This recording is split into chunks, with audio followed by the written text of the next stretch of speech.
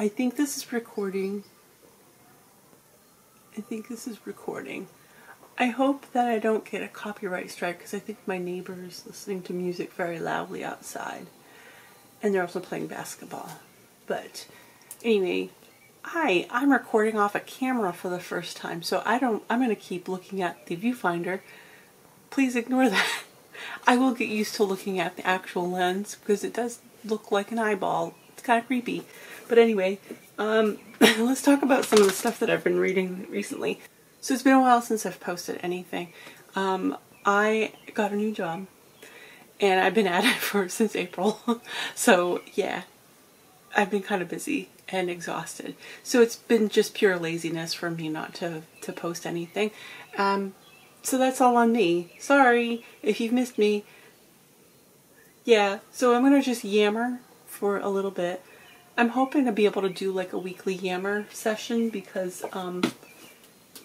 that's what I want to do. I built my channel so that I could yammer about books, but yeah.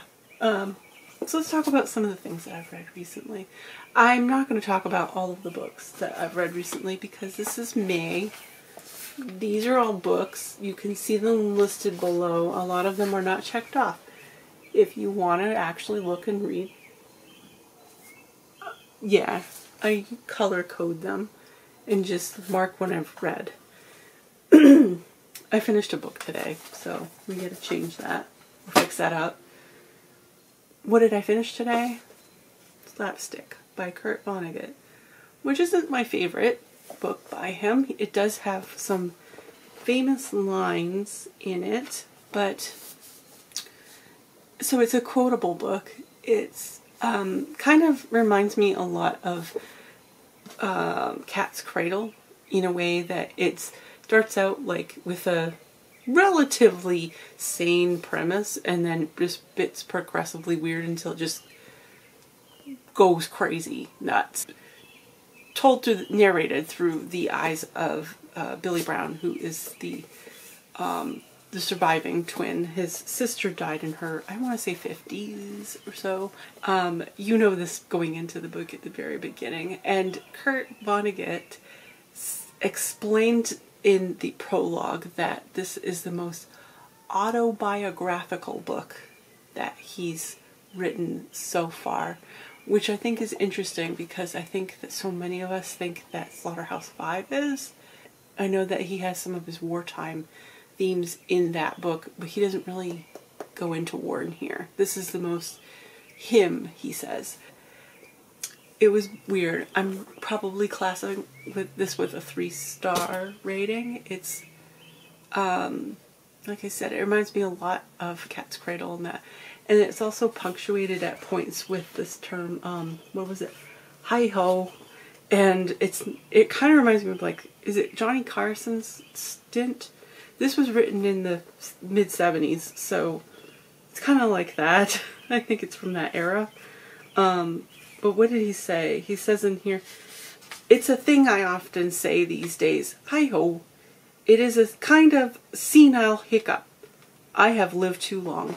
Hi-ho. And it comes up whenever there's like a dark statement that's made, and he's like, oh, hi-ho.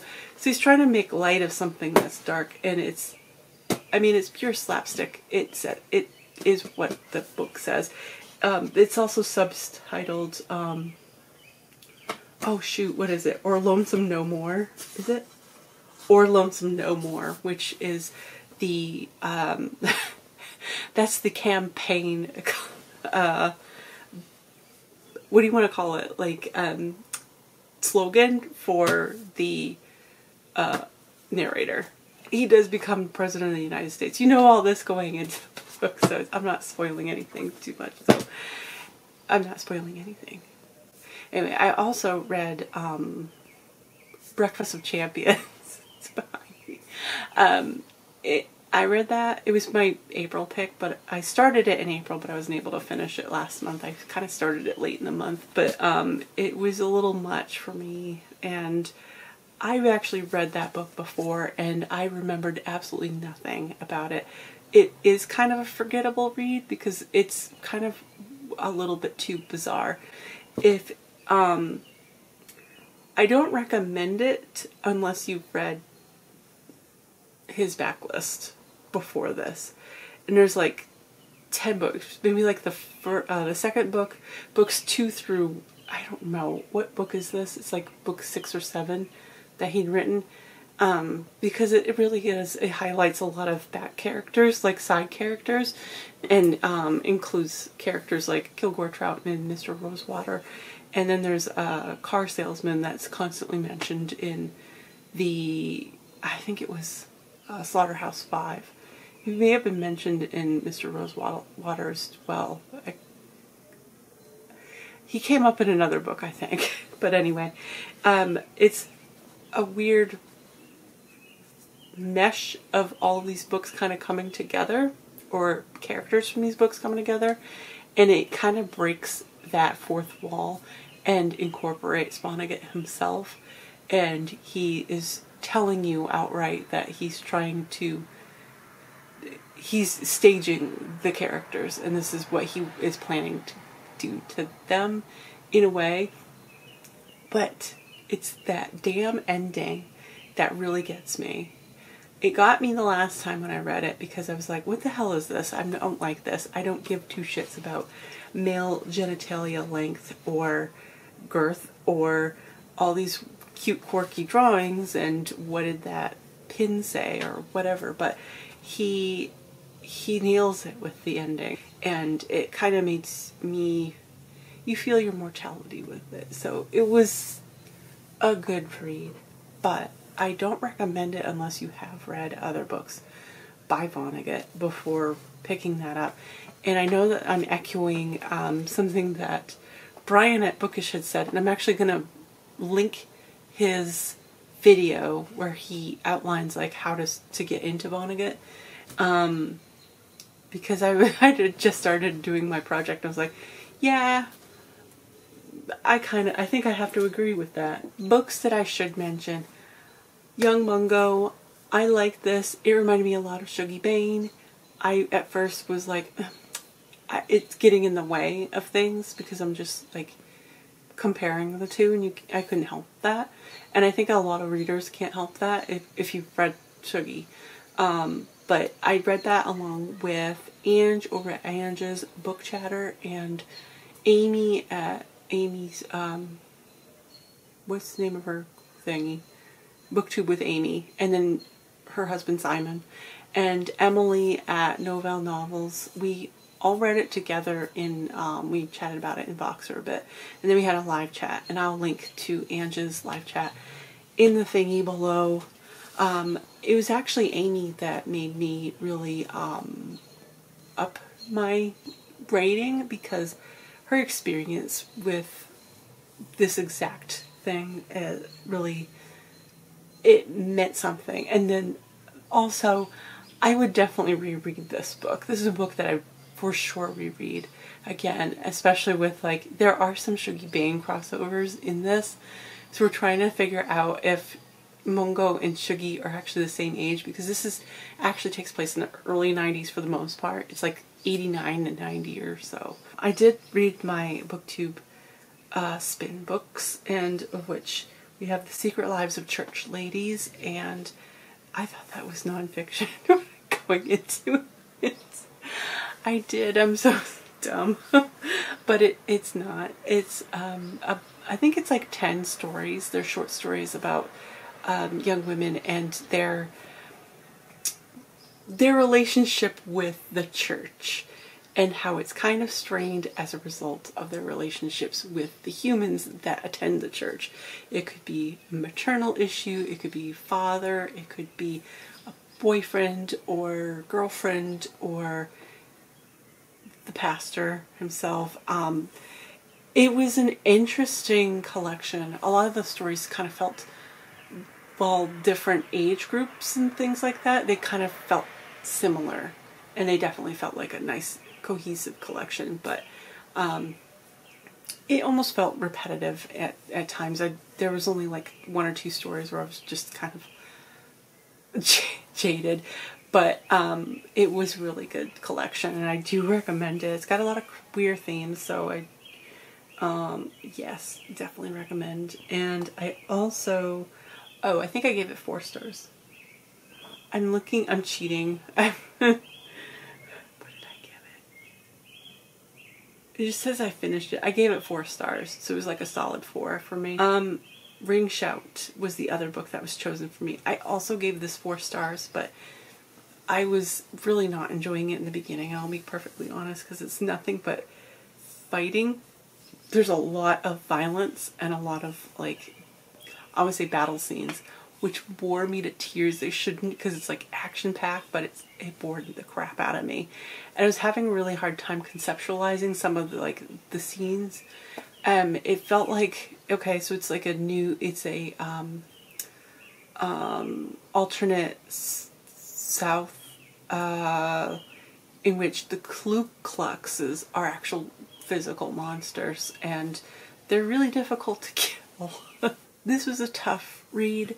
To start, I was not enjoying it at all, but it's one of those books that really grows on you. Well, it grew on me, and I got really a little bit emotional. I didn't think that the characters were modeled so that I would really grow attached to any of them, but and I don't remember any of their names, but at the same time, it's just kind of like, it makes the statement and it punches you in the face with it. So it did end up being a very good finishing book, so it left a decent impression on me. I don't know if I'd want to reread it again, but I did grace it with a 4-star rating. Let's talk about what I am reading. So I picked up Priestdaddy because I'd planned to read this along with a bunch of people in Kieran's book club, and so far I'm the only one reading it as far as I know. I'm loving it too. I'm about halfway through, and yeah, I took it to the beach with me, and I took all of these pictures. Be like, because I just so happened to be on, oh, come Queen, on the chapter swimming hole, and I went to the beach, and I was like, oh, I should take a picture of this chapter with the beach behind it, and it's really difficult to do that because of, what is it? I forgot the term. It's like depth perception, kind of like that. What is it? What is that term? Anyway, I ended up photoshopping 2 pieces together. So this is her, I should tell you, it's a collection of essays by Patricia Lockwood. She wrote the beloved book, no one's talking about this. I love that book. And this is very much her sense of humor, and it's talking about her growing up with, her father's a Catholic priest, and about her kooky life. It's not too out of the bizarro, but it's entertaining.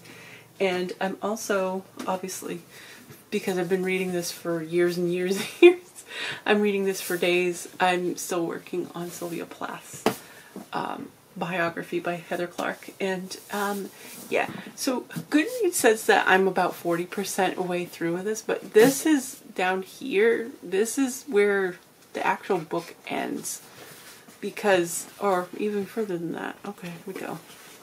Because this is the bibliography, and then, so I'm here, boop, boop, boop, boop, boop, boop, and then that's the end. So I'm like halfway through.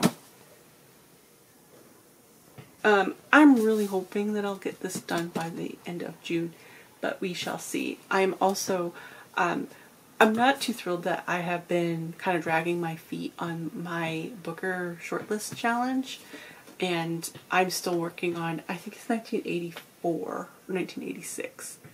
84, okay. 1984 is the year I'm reading from. This is the 4th book that's on that list, and I have 2 more after that I need to read. I can power through them. It's not so bad. I did fall asleep reading this though, and I only made it to page 20.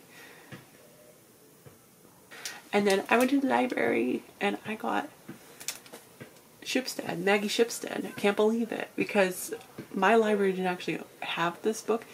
It came in from another library, and they don't usually do that if it's a new release, But I think because there are multiple copies throughout the system, that they did send it to me. But I need to get this back into their hands by the end of this week. So we're going to power through it and read 2 chapters at a time. Or 2 essays, 2 short stories. Anyway, that's everything that I've been reading. I hope this camera thing works out. I have no idea what I'm doing. See you soon.